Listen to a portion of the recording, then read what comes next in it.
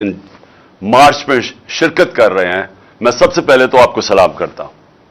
और उसके बाद जो भी पाकिस्तानी आज ये टीवी पे देख रहे हैं, जो आज सबसे पहली मैं बात करना चाहता हूं वो ये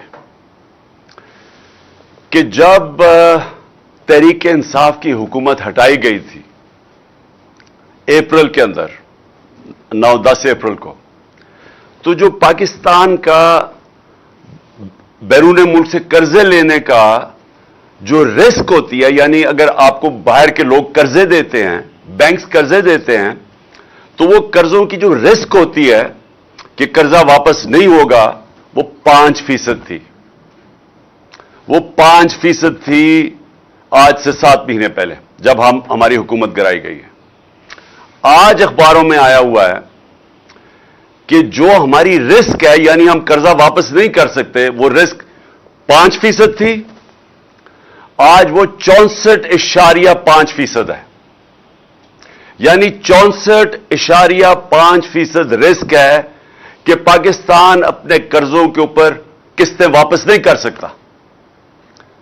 इसका मतलब, इसके 2 मतलब हैं, और बड़े, मैं इसलिए इधर से शुरू कर रहा हूं क्योंकि जो हमारी माइशत है, जिस तरह उसका कत्ल हुआ है जब से हम गए हैं पिछले 7 महीने में, मैं चाहता हूं कि ये जरा कौम समझे हुआ क्या है।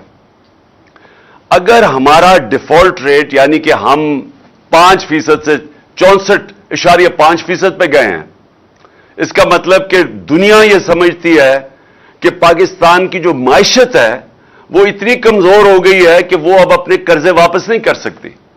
और उनका जो 64.5% का मतलब कि ये है अब रिस्क कि अगर आप पाकिस्तान के ऊपर कोई कर्जा देंगे तो 64.5% चांस है कि पाकिस्तान कर्जा वापस नहीं करेगी। तो इसका मतलब क्या हुआ? इसका मतलब सबसे पहले यह हुआ कि अगर हम सोच रहे हैं कि बैरून मुल्क से कोई सरमायाकारी करेगा पाकिस्तान में, ये जब वो देखते हैं, जब उनके सामने ये रिस्क आती है पाकिस्तान की, तो इसका मतलब कि बैरून मुल्क लोग अब पाकिस्तान के अंदर सरमाया करते हुए डरेंगे कि अगर इस मुल्क का डिफॉल्ट हो गया, यानी डिफॉल्ट का मतलब है जब मुल्क हाथ खड़े कर देता है कि हम अब कर्जे वापस नहीं कर सकते। और ये याद रखें, ये सारे कर्जे, ये जो 2 खानदान पिछले 10 सालों में इन्होंने 4 गुना हमारा कर्जा बढ़ाया था, तो ये जो उनके कर्जों के ऊपर किस्तें हैं, वो अगर हम वापस नहीं कर सकते, और तो हमारा अगर डिफॉल्ट हो जाता है तो सारी दुनिया पाकिस्तान की फंडिंग बंद कर देती है। और सबसे नुकसान आवाम के लिए कि डिफॉल्ट कर दे तो आपको क्या होगा? सबसे पहले चीज यह होगी कि रुपया मजीद नीचे गिरना शुरू हो जाएगा। रुपए नीचे गिरना, यानी डॉलर के मुकाबले में रुपया और नीचे चला जाएगा। और किधर जाके रुकता है ये अभी कोई नहीं कह सकता, क्योंकि डॉलर तो आने नहीं है। लोगों ने, जिन्होंने डॉलर या इन्वेस्टमेंट में आने हैं या कर्जों से लेने हैं, वो सबने रोक देने हैं।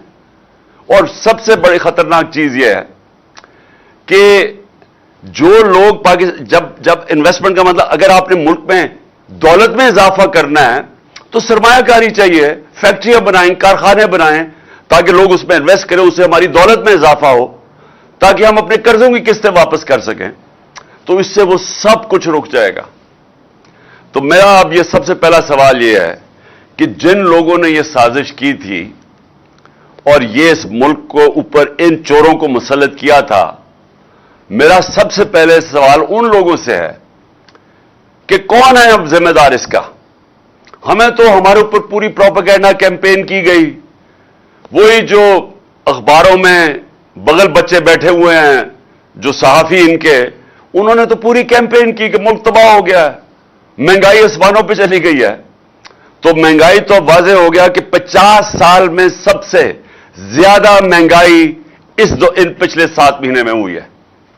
हमारे जो मुल्क में महंगाई थी, और आज जब हमारा टाइम था तो वो 15 से 16% थी, आज वो 27 से 28% पे है, तकरीबन दुगनी है। तो जो महंगाई भी बढ़ गई, जो मुल्क में सरमायाकारी थी वो भी नीचे चली गई, जो हमारी एक्सपोर्ट्स बढ़ रही थी वो भी नीचे चली गई, जो बैरून मुल्क पाकिस्तानी पैसे भेज रहे थे, डॉलर्स भेज रहे थे, रेमिटेंसेस भेज रहे थे, वो भी कम हो गए। जो हमारी टैक्स कलेक्शन थी, यानी जो आमदनी एक मुल्क की होती है टैक्स इकट्ठा करके, वो भी उसके जिस रफ्तार पे हम इकट्ठे कर रहे थे वो नीचे चला गया।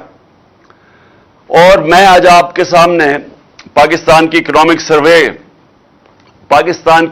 सर्वे होती है कि हर साल एक शाया होती है कि मुल्क की मायशत के हालात क्या हैं। तो वो इस गवर्नमेंट ने, हमारे जाने के बाद इस मौजूदा गवर्नमेंट ने वो सर्वे शाया की है। तो मैं आपको पढ़ के बताता हूं कि उस सर्वे के मुताबिक जो हमने अपने चौथे साल के अंदर प्रेडिक्ट किया था कि कितनी हमारी मुल्क की आम दौलत में इजाफा कितना होगा, वो 4.8% टारगेट था। कितना हमने किया?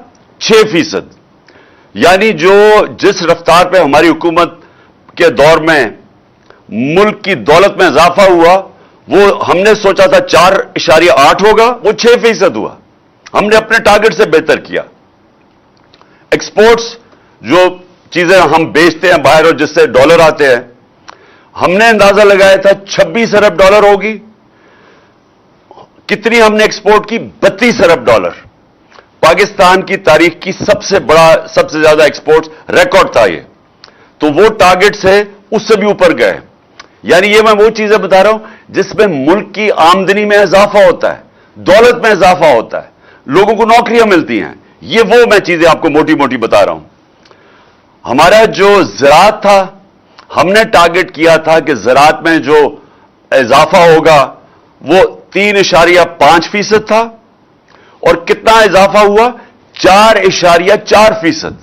कुछ 17 साल के बाद सबसे ज्यादा तेजी से हमारी ज़राअत बढ़ी थी। फिर इंडस्ट्री, जो रोजगार देती है, असल में इंडस्ट्री, जब तक इंडस्ट्री मुल्क में बढ़ती नहीं है तो असल में तो मुल्क की दौलत में इजाफा नहीं होता, मुल्क ऊपर नहीं जा सकता।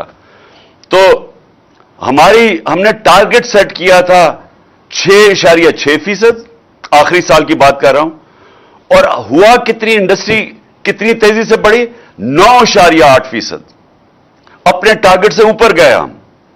सर्विसेज सेक्टर, और इसके अंदर आईटी भी मिला लें, तो सर्विसेज में 4.7% टारगेट सेट किया। 6.2% पे हमारे ग्रोथ हुई सर्विसेज में।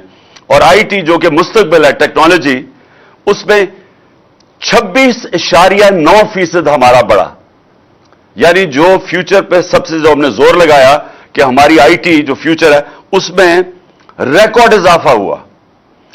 और बिजली की, अच्छा ये समझने की बात है कि जो बिजली है, अगर इन्होंने जो हमारे पहले यही नून लीग की हुकूमत थी, इन्होंने जो कॉन्ट्रैक्ट साइन किए हुए हैं बिजली के, जो कंपनी से कॉन्ट्रैक्ट साइन किए हैं, चाहे हम बिजली खरीदें या ना खरीदें, हमें पैसे देने पड़ते हैं।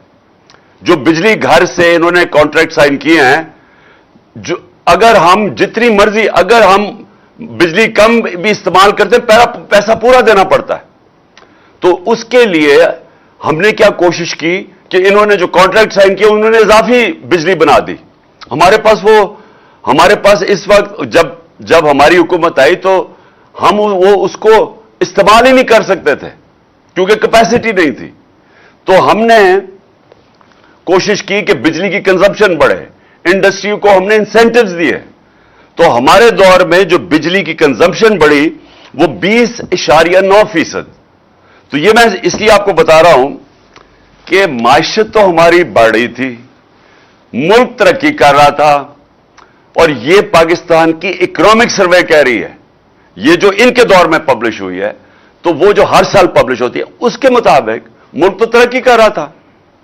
तो फिर ये जो साजिश के तहत इनको ऊपर बैठाया गया और हमें यह कहा गया कि वो बहुत कोई शहबाज शरीफ कोई जीनियस है, इससे कोई काबिल आदमी कोई नहीं है, इसको ऊपर आके बैठा दिया। और उसके बाद वो जो भागा हुआ था मुल्क से, भागे हुए तो सारे ही थे, तो उसको खास तौर पे लेके आए इसहाक डार को।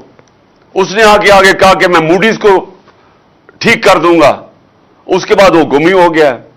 اور یہ جو آج آپ کو میں بتا رہا ہوں کہ اگر اس کا مطلب دنیا پاکستان کیا دیکھ رہی ہے، ہم نہیں کیا کیسے کہہ رہے. میں نے ویسے 6 مہینے پہلے اپنی قوم کو بتا دیا تھا کہ جو 30 سال دونوں حکومتیں مل کے کرتے رہے ہیں، اور ان کے 30 سال میں ہندوستان بھی آگے نکلا ہمارے سے، بنگلہ دیش بھی ہمارے سے آگے نکلا. ہم 90 کی دہائی تک پاکستان ان دونوں سے آگے تھا. جب سے یہ دونوں آئے ہیں یہ ڈاکو خاندان، یہ دونوں ہمارے سے آگے نکل گئے، کیونکہ ہمارا ملک پیچھے چلا گیا، ان کی دولت میں اضافہ ہو گیا، ملک مقروض ہو گیا، اور ان کے باہر شاندار محلات بننے شروع ہو گئے. جب سے نواز شریف پرائم منسٹر بنا، وہ لندن کے سب سے مہنگے علاقے میں بڑے ان کے پاس 4 فلیٹ آ گئے، اور ان کے بیٹوں کی بڑی پراپرٹیز آ گئی. تو یہ تو امیر ہو گئے، قوم مقروض ہو گئی. ان کو واپس مسلط کیا، اور میں نے تب کہا کہ ان سے نہیں سنبھالا جائے گا. میں نے اسٹیبلشمنٹ کو سمجھایا، ہینڈلرز کو سمجھایا کہ یہ اگر آپ نے سازش کامیاب ہونے دی، یہ ملک نہیں سنبھال سکتے. اور میں نے جب 6 مہینے پہلے کہا تھا کہ خدا نہ خواستہ اگر پاکستان ڈیفالٹ کرتا ہے، یعنی قرضے نہیں واپس کر سکتا، تو پاکستان کو پھر کون بیل آؤٹ کرے گا. اور میں نے تب یہ کہا تھا، جب انہوں نے کہا کہ اس کو غدار، مجھے غدار کہہ رہے تھے، تب انہوں نے کہا مجھے کہ اس کے اوپر غداری کے کیس بناؤ، کہ یہ کہہ رہے ہیں کہ اگر پاکستان ڈیفالٹ کرتا ہے تو جو بھی ہمیں نکالے گا اس میں سے وہ قیمت مانگے گا. مفت کچھ نہیں ہوتا. وہ امریکن کہتے ہیں دیر از نو فری لنچ، کوئی مفت میں مدد نہیں کرے گا. اور جو وہ قیمت ہمارے سے مانگیں گے، میں آج پھر اپنی قوم کے سامنے کہہ رہا ہوں کہ وہ ہمارا جو ہماری نیشنل سیکیورٹی کا سب سے بڑا اثاثہ ہے، اس کے پیچھے جائیں گے وہ. اور یہ میں نے 6 مہینے پہلے کہا تھا اپنی قوم کو. اور آج جدھر ہم اب کھڑے ہیں، یہ جب سے چور اوپر بیٹھے ہیں، یہ ہمیں ادھر ہی لے کے جا رہے ہیں. لیکن وہ نواز شریف کو کوئی فرق نہیں پڑے گا کہ اگر ہم اپنی نیشنل سیکیورٹی پہ کمپرومائز کر دیں، کیونکہ اس کا تو پیسے باہر پڑے ہوئے ہیں. وہ تو جب موقع ملتا ہے باہر بھاگ جاتا ہے. جب وہ پرائم منسٹر تھا، اس نے 23 نجی دورے کیے لندن کے. میں پرائم منسٹر تھا 3.5 سال، میرے تو بچے باہر تھے. میں تو ایک دفعہ بھی نہیں کیا، حالانکہ 2 دفعہ مجھے دعوت ملی انگلینڈ آنے کی. کیونکہ میں ہمیشہ سوچتا تھا کہ میں تب باہر جاؤں، ہمارا ملک غریب ہے، ہم مقروض ہیں، میں کیوں ملک کا پیسہ خرچ کروں جب تک کہ میرے ملک کو میرے دورے سے فائدہ نہیں ہوگا. یہ سرکاری خرچے کے اوپر پرائیویٹ دورے کیے اس نے لندن کے. 23 دفعہ یہ لندن گیا.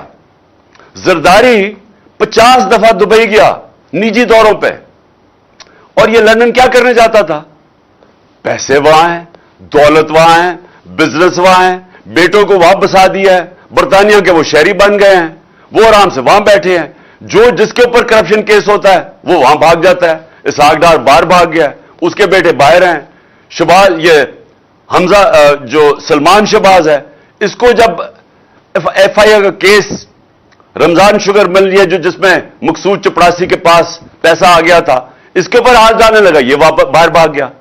باہر بھاگ جاتے ہیں جب ان کو خطرہ ہوتا ہے، پھر ڈیل کرتے ہیں، وہاں بیٹھ کے ڈیلنگ کرتے ہیں. پھر ڈیل کر کے جب ان کو پتا ہوتا ہے کہ ہاں جی ہمیں گرین سگنل مل گیا، پھر واپس آ جاتے ہیں. اور وہ اسحاق ڈار سگنل لے کے واپس آ گیا. لیکن اگر آج بھی کسی کا خیال ہے کہ یہ ملک کے معاشی مسئلے حل کر سکتے ہیں، تو سوال تو پھر یہ ہے کہ ملک کو پہلے لے کے کون اس سٹیج پہ آیا، یا ملک کا دیوالیہ نکالا کس نے؟ 30 سال تو یہ دونوں خاندان بیٹھے ہوئے ہیں. تو پھر کیسے ملک اس سٹیج پہ پہنچا؟ اور میں نے آپ کو بتایا کہ ہم نے ایک دیوالیہ ہوا پاکستان سنبھالا 2018 میں، اور اس پاکستان کو اس دیوالیے سے نکال کے 2 سال کرونا کے سال گزرے جو دنیا میں تباہی مچی.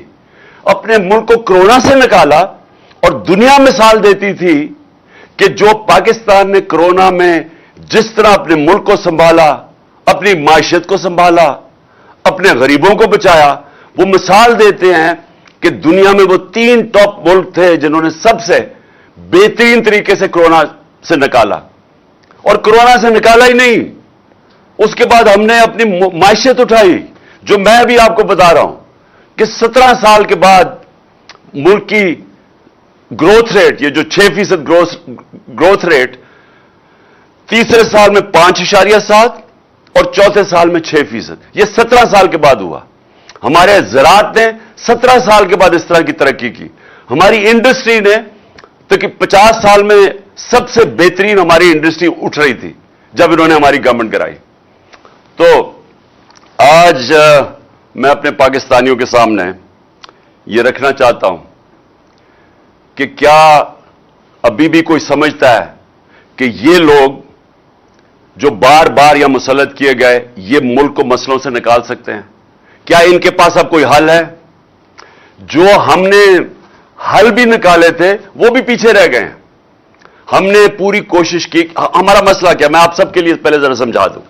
हमारा मसला यह है कि माजी में किसी ने जोर नहीं लगाया कि मुल्क की दौलत में इजाफा किया जाए एक्सपोर्ट्स बढ़ा के। जो भी चाइना की तरक्की हुई, जो एशियन टाइगर्स, मलेशिया, इंडोनेशिया जैसे मुल्क, ये जो तरक्की की है, सब ने अपनी एक्सपोर्ट्स बढ़ाई। जब दुनिया को माल ज्यादा बेचेंगे तो आमदनी बढ़ेगी। यहां हुआ ही कुछ नहीं, और इनके पिछले नून लीग के 5 साल में वही की वही एक्सपोर्ट्स रह गई, तो दौलत में तो इजाफा ही नहीं हुआ। तो इनका माजी में यही था। तो हमारी कोशिश ये थी कि एक्सपोर्ट्स को, पूरी एक्सपोर्ट इंडस्ट्री को उठाया जाए, पूरे उनकी मदद की जाए, उनको इंसेंटिव्स दिए जाएं, उनके लिए सस्ती बिजली दी जाए, ताकि अगर वो एक्सपोर्ट करेंगे तो मुल्क की दौलत में इजाफा होगा। और उसके अलावा हमने वो प्लान बनाए। टूरिज्म पाकिस्तान में ऐसी है कि हमारे बड़े डॉलर्स आ सकते हैं। हमारी बदकिस्मती के 2 साल कोरोना में टूरिज्म ही खत्म हो गई, लेकिन टूरिज्म के ऊपर हमने प्लान बनाए हुए थे। और तीसरी चीज कि जो बैरून मुल्क पाकिस्तानी है, जो हमारा सबसे बड़ा असासा है, उनको हमने कोशिश की कि वो अपने पैसा पाकिस्तान लेके आए। उसके लिए हमने उनकी मदद की। रेमिटेंसेस जो सबसे तारीखी बड़ी हमारी 30 अरब पे, वो इसलिए बढ़ी कि हमने उनको इंसेंटिव्स दिए, उनके लिए इनाम दिए कि जो ज्यादा पैसा भेजेगा या उनकी अपने बैंकों के थ्रू। और रोशन डिजिटल पाकिस्तान एक नई चीज शुरू की। 5 अरब से उसमें आखिर में पैसा आना शुरू हुआ। हमारे चौथे साल में $5 अरब से ऊपर उसमें आ रहा था और बढ़ता जा रहा था। कोशिश ये थी कि जब तक हमारी एक्सपोर्ट्स नहीं बढ़ती, हम बैरून मुल्क पाकिस्तानियों को उनके डॉलर्स पाकिस्तान में लेके आए। मैंने 2 प्रोजेक्ट शुरू किए, एक बंडल आइलैंड कराची में और एक रावी सिटी। बंडल आइलैंड इन्होंने हमें करने नहीं दिया, ये पीपल्स पार्टी की हुकूमत है, और उन्होंने उधर आते साथ ही $5 अरब आने थे, और जैसे वो पैसा आना था, हमारा जो असल मसला है, जो डॉलर कम हो जाते वो हमने हल कर लेना था। इन्होंने आखिरी मिनट में नो ऑब्जेक्शन सर्टिफिकेट देकर कैंसिल कर दिया। और दूसरा, जो हमारी कोशिश रावी सिटी की थी, वो बदकिस्मती से 11 महीने स्टे ऑर्डर पे रह गया। पैसे लोग बाहर से इन्वेस्टर तैयार बैठे हुए थे, वो सब कुछ रुक गया। तो हमारी कोशिश ये थी कि डॉलर गैप जो हमारा है, हमारी इंपोर्ट्स ज्यादा हैं, हमारी एक्सपोर्ट्स कम हैं, तो उसके बीच में जो गैप है वो हम इन्वेस्टमेंट लेके आए, ये 2 शहर बना के, टूरिज्म करके, और फिर अपने बैरून मुल्क पाकिस्तानियों को उनको कोशिश इंसेंटिव दें कि वो पैसा अपना भेजें। तो अब मैं जो आखिर में ये मायशत के ऊपर बात, फिर मैं 2 और आपसे बातें करनी है। देखिए, जिधर आज हम खड़े हैं, ये कहते हैं कि जनाब आपको जल्दी क्यों है इलेक्शंस की, इंतजार कर लें साल की। हमें तो कोई मसला नहीं है। तहरीक इंसाफ को तो अल्लाह का फजल है, उसकी कोई खास करम है हमारे पे कि उसने अवाम के दिल हमारी तरफ मोड़ दिए हैं। तो वो तो साल के बाद भी इलेक्शन करें तो इंशाअल्लाह जिस तरह बाय इलेक्शन में स्वीप किया था, हम इलेक्शन भी जीत जाएंगे। लेकिन मुझे जो खतरा 6 महीने पहले से मैं कह रहा हूं, हमारे मुल्क को खतरा आज, और ये जो आज 64.5% पे पाकिस्तान की रिस्क हो गई कि यानी हम अब कर्जे वापस नहीं कर सकेंगे, और उसकी चांस 64.5% पे आ गई। इसका मतलब कि अगर हम अब इस तरफ जिस तरफ अब निकल गए हैं, पैसा बाहर से अब आना नहीं है, हमारे पास जो आमदनी थी, एक्सपोर्ट्स भी कम होती जा रही है, रेमिटेंसेस भी, जिससे डॉलर आते हैं, इन्वेस्टमेंट आनी नहीं है, कर्जे भी नहीं आने, इन्वेस्टमेंट भी नहीं आनी, तो अब हम ये क्या करेंगे? आप इनके पास क्या हाल है? क्या वो लोगों के पास ये मुल्कों से पैसे मांगते जाएंगे? वो तो ये मांगे हैं, हर मुल्क के पास गया शहबाज शरीफ, क्या मैं मांगने नहीं आया लेकिन मैं मजबूर हूं, लेकिन वो कितना वो पैसा दे देंगे? असल में तो हमने अपनी माइशत ठीक करनी है, और वो जो ठीक करनी थी वो ठीक हो रही थी, जो मैंने आपको शुरू में बताया है, वो अब ये साजिश की वजह से आज पाकिस्तान यहां फंसा हुआ है। दूसरी बात मैंने आज करनी है, जो मैं हमेशा, ये जो तहरीक जिसमें हम सारे मार्च इस्लामाबाद की, वजह इसकी क्या है? हकीकी आजादी। हकीकी आजादी आती है इंसाफ से। जिस मुल्क में इंसाफ होता है वो इंसानों को आजाद कर देती है। इंसाफ, और ये सबको मैं बार बार कहता हूं क्योंकि लोगों ने रूल ऑफ लॉ यानी कानून की हुक्मरानी पाकिस्तान में देखी नहीं, मैंने भी नहीं देखी थी। मैं जब पहली दफा बरतानिया गया तब पहली दफा मुझे पता चला कि इंसाफ और कानून की हुक्मरानी क्या होती है। तो कानून के ऊपर कोई नहीं होता। तो ये जो आज पाकिस्तान के मसले हैं, ये माइशत के भी मसले, ये सारे फंसे हुए एक चीज के ऊपर, इंसाफ के ऊपर। इंसाफ ना होने की वजह से, कानून की हुक्मरानी ना होने की वजह से लोग गुलाम हैं, एक निजाम के गुलाम बन चुके हैं, क्योंकि कमजोर आजाद नहीं है यहां और ताकतवर कानून से ऊपर है। तो ये जंगल का कानून है, जंगल के कानून के अंदर खुशहाली नहीं आ सकती। ये जो मैं आपको माइशत के बताया है, ये असल में हमारी मुल्क में खुशहाली, माइशत तब ठीक होगी जब हम अपने इंसाफ का निजाम ठीक करेंगे। अब मैं आज फिर, और मैं हर रोज अपील करता हूं अपने respectful honourable chief justice Pakistan के, 3 आपके पास केसेस हैं, ये तीनों लैंडमार्क केसेस हैं। और ये तीनों केसेस को और कोई तरीका इंसाफ लेने का नहीं सिवाय आपके पास आने का। अरशद शरीफ पाकिस्तान का नंबर 1 इन्वेस्टिगेटिव जर्नलिस्ट, एक मुहिब वतन पाकिस्तानी, एक ऐसा सहाफी जिसके जमीर की कोई कीमत नहीं थी। धमकियां दी गई, डराया गया, FIRs काटी गई, मुल्क से बाहर भगाया गया और फिर कत्ल किया गया, शहीद किया गया। चीफ जस्टिस साहब, इसके लिए आपके सामने हमारे सारे मेंबर्स पार्लियामेंट, सेनेटर्स, इन्होंने आपके सामने पिटीशन रखी है। दूसरा, आजम स्वाति, यह भी एक लैंडमार्क केस है कि मुल्क के सेनेटर को एक ट्वीट के ऊपर, जिसमें वो तनकीद करता है, जो सारी दुनिया में जिसकी इजाजत है, उस तनकीद के ऊपर उसको उसके पोते और पोतियों के सामने अंदर घुस के घर के उसको सुबह के 3 बजे उनके सामने मारा जाता है और फिर उसको हवाले किया जाता है। उसका जो आजम स्वाति ने नाम लिया, जो 2 नाम लिए, फहीम और फैसल, उनको, उनके आदमियों को जो नंगा करके उसको तशद्दुद करते हैं। किधर से इंसाफ मिलेगा? इसलिए आपके पास आए हैं चीफ जस्टिस साहब। और तीसरा मेरा केस है, मुल्क का एक्स प्राइम मिनिस्टर, सबसे बड़ी पॉलिटिकल पार्टी का हेड, वो पाकिस्तानी जो 50 साल से ये कौम जानती है जिसको, उसके ऊपर कातिलाना हमला होता है।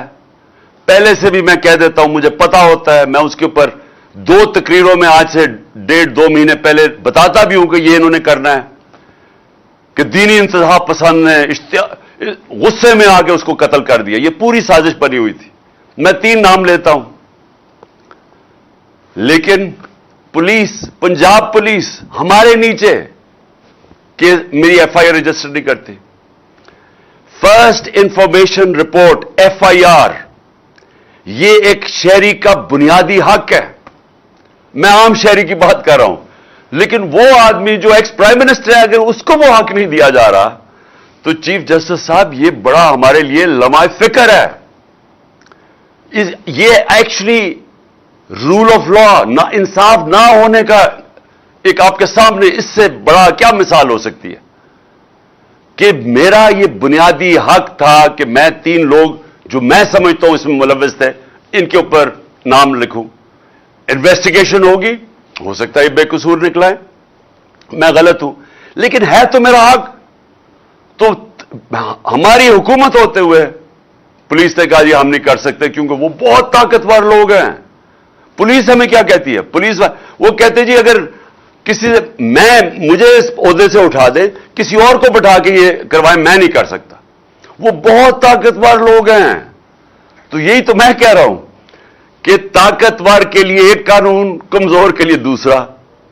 میں بار بار لوگوں کو وہ نبی صلی اللہ علیہ وسلم کی حدیث اس لیے بتاتا ہوں کہ تمہارے سے پہلے بڑی قومیں تباہ ہوئی. جب طاقتور جرم کرتا تھا اس کو نہیں پکڑتے تھے, جو کمزور جرم کرتا تھا اس کو سزا ملتی تھی. یہ ہے آج ہماری تباہی کا باعث. اگر ایک چیز ہماری تباہی کا سبب ہے وہ یہ ہے, اور یہ ہم تین لوگ ہیں. وہ تو اور اس لیے چیف جسٹس صاحب آپ کی طرف ہم دیکھ رہے ہیں کیونکہ ہمیں اور کہیں امید نہیں ہے. اور میں اس کے ساتھ ساتھ ایک اور چیز کہنا چاہتا ہوں. الیکشن کمیشن نے کنٹیمپٹ ہمارے اوپر کیا, میرے پہ, لوگوں پہ. ہم 1.5 سال گورنمنٹ میں ہوتے ہوئے کہتے جا رہے ہیں کہ الیکشن کمشنر ایک ایجنڈا پہ ہے. یہ نہ تو صرف نون لیگ کے بڑا قریب ہے, اس کے ہینڈلرز بھی اس کو کنٹرول کر رہے ہیں, اور یہ ہمیں ٹارگٹ کر رہا ہے. 8 اس نے ہمارے خلاف فیصلے دیے, 8 دفعہ ہم عدالت میں گئے, 8 دفعہ عدالت نے ان کو رد کیا. اس کا مطلب اس کے فیصلے غلط تھے. اس کے اوپر الیکشن کمشنر یہ سکندر سلطان اور جو کراچی سے الیکشن کمیشن کا ممبر ہے, ان کے اوپر ہم عدالت میں گئے ہوئے ہیں, سپریم کورٹ میں گئے ہوئے ہیں. جو کراچی کا الیکشن کمشنر ہے یہ سندھ گورنمنٹ کی تنخواہ دار ہے, یہ آزاد کیسے ہے؟ اس کے اوپر ہم میرے خیال میں سپریم جوڈیشل کاؤنسل میں گئے ہوئے ہیں. اور یہ جو سکندر سلطان ہے, ہم نے اس کے اوپر بار بار کہتے رہے ہیں کہ یہ آدمی غیر جانبدار نہیں ہے, اور ہمیں عدالت واپس اس کے پاس بھیج دیتی ہے. اور وہ کیسے جج بن سکتا ہے جب میں کہہ رہا ہوں کہ میں اس کو, یہ ہمیں انصاف ہی نہیں دے رہا, بار بار ہمارے خلاف فیصلے کر رہا ہے, یہ ہمارے اوپر ججمنٹ کیسے دے سکتا ہے؟ آپ اگر عدالت میں بھی جاتے ہیں تو اگر کسی کو جج کے اوپر اعتراض ہے تو وہ ریکوز کر لیتا ہے. یہ بار بار ہمارے خلاف فیصلہ دیتا ہے, بار بار ہم عدالتوں میں جاتے ہیں. تو میری ریکویسٹ یہ ہے کہ جو ہم نے اس کے اوپر عدالت میں گئے ہوئے ہیں تو وہ بھی تو کیس سن رہے ہیں. 2 کیسز ہیں جس میں سے ہمیں پھنسایا ہوا ہے. ایک ہے فورن فنڈنگ کیس. فورن فنڈنگ کیس میں سپریم کورٹ نے بھی کہا, ہائی کورٹ نے بھی کہا کہ ہمارے کیس کے ساتھ ساتھ نون لیگ اور پیپلز پارٹی کے بھی فنڈنگ کیس دیکھیں. اس کے باوجود اس آدمی نے ابھی تک ان کے کیس نہیں کھولے, اور ہمیں بار بار ایک فرول رہا ہے, کبھی کچھ کر رہا ہے, کبھی کچھ کر رہا ہے. اور میں پھر دعویٰ کرتا ہوں, جتنا آپ دیکھیں گے ایک چیز ثابت ہوگی کہ صرف تحریک انصاف جو کہتے ہیں پولیٹیکل فنڈ ریزنگ وہ کرتی ہے. ریکارڈ صرف تحریک انصاف کے پاس ہے, 40,000 ڈونر بیس ہمارے پاس ہے. تو ان سے تو پوچھیں کہ یہ پیسے کیسے اکٹھے کرتے ہیں. اسی میں آپ کو پتا چل جائے گا کہ یہ کرپشن کے پیسے سے کھیلتے ہیں. یہ پہلے بڑے بڑے بزنس مین کو پیسے بنانے دیتے ہیں یا ان کے پارٹنرز ہوتے ہیں, پھر ان سے فنڈنگ لیتے ہیں. تو یہ ان کی فنڈنگ تو ہے ہی انلیگل, یہ بتا ہی نہیں سکتے کدھر سے پیسہ آیا. ان کا کیس نہیں سن رہا اور ہمیں اس نے لٹکایا ہوا ہے اتنے سالوں سے. تو ایک تو فنڈنگ کیس, اور دوسرا توشہ خانہ. توشہ خانہ کا کیس اس نے فیصلہ کر دیا کہ جی عمران خان کو ڈسکوالیفائی کرو. عدالت میں تو پھر بھی ہم چلے گئے ہیں, اور میں گارنٹی کرتا ہوں, میں لکھ کے دیتا ہوں کہ جتنا آپ دیکھیں گے عمران خان, یہ ثابت ہوگا کوئی غیر قانونی چیز نہیں کی. لیکن جنہوں نے غیر قانونی چیز کی اور نیب میں 10 سال سے کیس ہے, ان کے کیس کیوں نہیں سنتا؟ آصف زرداری, یوسف رضا گیلانی اور نواز شریف. یوسف رضا گیلانی نے مدد کی ان کی. ان دونوں نے غیر قانونی طور پہ 4 گاڑیاں نکالی توشہ خانہ سے. مجھے بھی گاڑی ملی تھی. گاڑی آپ نہیں لے سکتے توشہ خانہ سے, وہ غیر قانونی ہے. انہوں نے 4 مہنگی گاڑیاں لی, نیب میں کیس پڑا ہوا ہے. یہ الیکشن کمیشن کو کیوں نہیں سمجھا, کیوں نہیں وہ کیس اٹھا رہا؟ دیکھیں, الیکشن کمیشن غیر جانبدار ہوتا ہے, یہ غیر جانبدار نہیں ہے. تو پلیز ہمارے کیس سنیں جو ہم نے سپریم کورٹ میں اس کے خلاف کیے ہوئے ہیں. میں ریکویسٹ کروں گا کیونکہ اس سے ایک انصاف کے نظام میں ہمیں اعتماد ہوگا ہم سب کو. اور آخر میں اپنے سارے پاکستانیوں سے میں پھر یہ جو ڈرامہ ہو رہا ہے سارے ملک کے سامنے کہ ایک مفرور سزا یافتہ جھوٹا اور دوسری دفعہ جھوٹ بول کے بھاگا ہوا جو لندن میں بیٹھا ہوا ہے, میں یہ آج ساری قوم سے پوچھتا ہوں کہ یہ کیسے اس ملک کے فیصلے کر سکتا ہے؟ کیسے ایک قوم اجازت دے سکتی ہے اس آدمی کو کہ ہمارے فیصلے کرے؟ اور کون سا فیصلہ کرے جو ہماری نیشنل سیکیورٹی کا سب سے اہم فیصلہ ہے؟ اور اس کا ماضی دیکھ لیں, اس نے آج تک میرٹ کا اس کا مطلب بھی نہیں پتا. یہ فیصلے کرتا ہے کہ اس کے مفادات کے اندر وہ اس کے مفادات کو آگے کیسے لے جا سکتے ہیں. یہ فیصلے کرتا ہے کہ اس کی بزنس کو کیسے غیر قانونی طور پہ فائدہ ہو سکتا ہے. ایف بی آر میں کون ہوگا جو ان کی مدد کرے گا؟ پولیس میں کون ہوگا جو ان کے مخالف کے خلاف ظلم کرے گا؟ ان کی کبھی پاکستان میں میرٹ کے اوپر فیصلے نہیں ہوئے. 1993 کے اندر لاہور ہائی کورٹ کے اندر کیس ہوا. Chief justice Lahore high court نے پوچھا اس وقت کے آئی جی عباس خان سے کہ کیوں پنجاب پولیس میں اتنی کرپشن ہے. یہ 93 کی بات ہے. آئی جی عباس خان نے کہا کہ نواز شریف کے دور کے اندر پنجاب پولیس کے اندر پیسے لے کے پولیس والوں کو بھرتی کیا گیا ہے. اور پھر اس نے کہا کہ کئی لوگوں کو بھرتی کیا جو مجرم تھے, جو جرائم پیشہ لوگ تھے, ان کو پولیس میں بھرتی کیا گیا. یہ 93 کی بات ہے. تو اس سے ہم یہ آج امید لگا کے بیٹھے ہوئے ہیں کہ یہ دیانتداری سے پاکستان کی اہم فیصلہ کرے گا. میں تو آئینی طور پہ تو خیر شہباز شریف وہی کرے گا جو نواز شریف کہے گا, تو آئینی طور پہ تو شہباز شریف کر سکتا ہے. لیکن کیا اخلاقی طور پہ یہ ہونا چاہیے؟ دیکھیں, جمہوریت ڈنڈے کے زور سے نہیں چلتی, جمہوریت بندوقوں کے زور پہ نہیں چلتی, جمہوریت اخلاقیات پہ چلتی ہے. اس لیے برطانیہ کا پرائم منسٹر جب وہ بھاری اکثریت سے ڈیوڈ کیمرون جیتتا ہے الیکشن, تو وہ ریفرینڈم جب ہارتا ہے اس کو کوئی ضرورت نہیں تھی استعفی دینے کی, وہ استعفی دے دیتا ہے کہ جی میرے پاس اخلاقی قوت ختم ہو گئی ہے.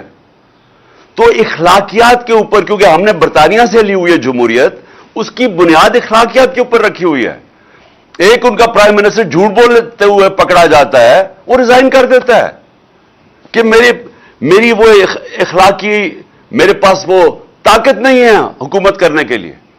تو یہاں ایک مفرور جو پاکستان کے 5 ممبر سپریم کورٹ نے اس کو سزا یافتہ کروایا, جو جھوٹ بول کے ملک سے باہر بھاگا ہے, وہ آج ہمارا فیصلہ کر رہا ہے. کیا یہ ملک کی صرف یہ نہیں کہ یہ میرٹ پہ فیصلہ نہیں کرے گا, اور میرٹ کے اوپر ہی جب اداروں میں فیصلے ہوتے ہیں تب یہ ادارے اوپر آتے ہیں. میرٹ اداروں کو تباہ کرنا ہو, میرٹ ختم کر دو. تو دنیا میں میرٹ کی وجہ سے ادارے مضبوط ہوتے ہیں. تو یہ ایک تو میرٹ پہ نہیں فیصلہ کرے گا, اور دوسری یہ ساری قوم کا ہماری اخلاقیات کا مذاق اڑ رہا ہے کہ ہم اور نیچے گر رہے ہیں. پہلے چوروں کو اوپر مسلط کر دیا, چوروں نے اپنے کیسز سارے ختم کر دیے. آہستہ آہستہ شہباز شریف کے 4 گواہ مر گئے آتے ساتھ ہی جو 16 ارب ایف آئی اے کے کیس میں تھے. اس کے بعد انویسٹیگیٹر وہ بیچارہ ڈاکٹر رضوان بھی مر گیا, کسی نے پوچھا ہی نہیں کسی کو کہ یہ کیا ہو رہا ہے کہ لوگ ایک دم آتے ساتھ ہی مر گئے ہیں. وہی رانا ثناءاللہ اور شہباز شریف نے جو ماڈل ٹاؤن کے اندر دن دہاڑے ٹی وی کے اوپر لوگوں کی قتل عام کی, ان کو کوئی پوچھتا نہیں ہے. اور پھر یہی وہ لوگ واپس آ کے کیسز بھی اپنے ختم کرواتے ہیں, ہر قسم کا ظلم کرتے ہیں پاکستان پہ, صحافیوں کے اوپر ظلم کرتے ہیں, اس ملک کے میڈیا کے اوپر کلیم ڈاؤن کر دیتے ہیں. اور پھر ایک ہی کوشش ہے کہ جھوٹے کیسز کر کے تو کسی طرح عمران خان کو نکالا جائے. اور میں ابھی آپ کو بتا رہا ہوں کہ نواز شریف صرف جس کو بھی یہ فیصلہ کرے گا نا کہ آرمی چیف بنے گا, یہ اس سے ایک چیز مانگے گا. یہ کیونکہ میں اس کو 40 سال سے جانتا ہوں, میں اس کو آپ سے نہیں, میں یہ جب جمخانہ میں اپنے امپائر کھڑے کر کے میچ کھیلتا تھا. میں تب سے جانتا ہوں اس کو. یہ ایک چیز مانگے گا کہ تم نے کسی نہ کسی طرح عمران خان کو ڈسکوالیفائی کروانا ہے, تم نے اس کی پارٹی کے اوپر زور ڈالنا ہے اور میرے کیسز ختم کرنے ہیں. میں آج اب اس کو اور کوئی فکر نہیں ہے کہ یہ اس نے کوشش کرنی ہے کہ راستے سے کسی طرح عمران خان کو ہٹایا جائے, کیونکہ ہے بڑا بزدل آدمی, الیکشن سے بھاگ رہا ہے, ملک کو داؤ پہ رکھوایا ہوا ہے. الیکشن کے بغیر ملک آگے نہیں بڑھ سکتا. یہ الیکشن اس لیے نہیں کروایا کیونکہ اسے ہار جانا ہے, اور صرف اپنی ذات کے لیے سارا ملک آج جدھر کھڑا ہے اور جس طرف جا رہا ہے, اور جس سے میں نے شروع کی تھی آج کی تقریر کہ جب ایک ملک کا رسک فیکٹر قرضے واپس کرنے کا جب وہ رسک 64.5 پہ پہنچ جائے, کوئی دنیا اس کو پیسے نہیں دیتی. ادھر کوئی انویسٹر نہیں آتا اس ملک میں. اس ملک میں سے بلکہ اپنے لوگ ڈالر خریدنے شروع ہو جاتے ہیں کیونکہ ان کو خوف آ جاتا ہے کہ اکانومی تو آگے نہیں بڑھے گی. وہ ملک معاشی طور پہ تباہ ہو جاتا ہے. اور انہوں نے 7 مہینے میں نے شروع میں آپ کو بتایا کہ اکنامک سروے بتا رہا ہے پاکستان کا کہ 17 سال کے بعد گورنمنٹ کی بہترین پرفارمنس تھی. ان کا اکنامک سروے, ہمارا نہیں, ان کے دور میں جو شائع ہوا اکنامک سروے کہہ رہا ہے کہ یہ 17 سال میں بہترین پرفارمنس تھی, اور ادھر سے انہوں نے لا کے ملک کو ڈیفالٹ پہ کھڑا کر دیا ہے. اور آج یہ صرف اس سے الیکشن جو بچا سکتا ہے وہ نہیں کروانا چاہتا کیونکہ اس کو ڈر ہے کہ عمران خان جیت جائے گا, اور ہے بڑا بزدل آدمی, کرپٹ آدمی ہوتے ہی بزدل ہے, اس لیے اس نے الیکشن نہیں کروانا, اور اس لیے ملک کی تقدیر سے یہ کھیل رہا ہے. اور آج آپ کی جو ہماری مارچ ہے اس کا مقصد ہی یہ ہے کہ ہم اس ملک کو آزاد کرنا چاہتے ہیں ان چوروں سے, انصاف کے ذریعے انصاف کرنا چاہتے ہیں, آزاد کرنا چاہتے ہیں. اور اگر انصاف ہوتا یہ سارے آج جیلوں میں ہوتے, کبھی بھی نہ ہوتا کہ اس طرح کے لوگ آج ملک کی مستقبل سے کھیل رہے ہوتے. اور انشاءاللہ ہماری جو یہ مارچ ہے جب یہ پنڈی پہنچے گی اور عوام آئے گی پنڈی میں, تو سب کو ایک پیغام چلا جائے گا کہ باشعور قوم ہے, یہ اب ان چوروں کی غلامی نہیں کرنے لگی. پاکستان زندہ باد.